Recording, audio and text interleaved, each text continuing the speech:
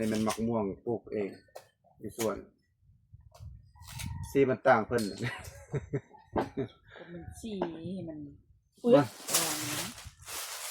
อันนี้ก็มักเฟืองปลูกเองเหมือนกันอยู่ส่วนนั่นแหละก็พอได้กินเนาะบ่ได้ปลูกหลายปลูกแนวละต้น2ต้น3ต้นนี่แหละเนาะอยู่พออยู่ส่วนที่เก่าเด้อ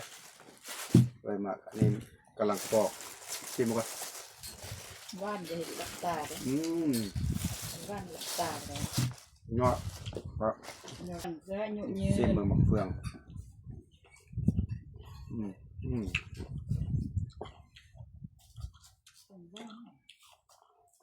มักเฟืองบ้าน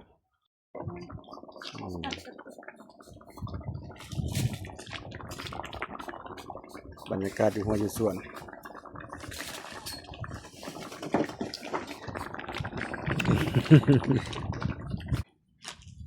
ปีกนก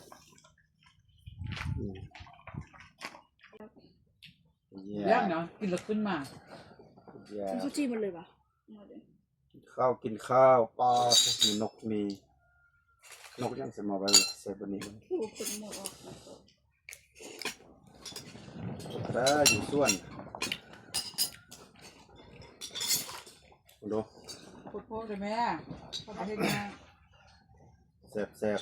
กินข้าวสวยเด้อเนาะกินหมักไม้หมักส้มแล้วมากินข้าวกินส้มแล้วกินข้าวแซ่บตำหลอนจานชอบตำคุณบวงอันนี้วะบ้านวะว่านเรากิน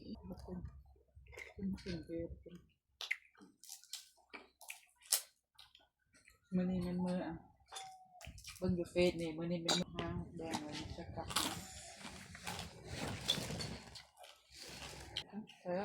เป็นบวง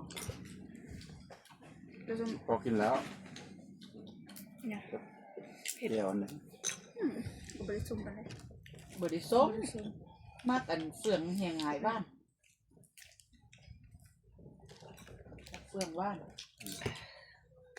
กินส้มก่อนกินข้าว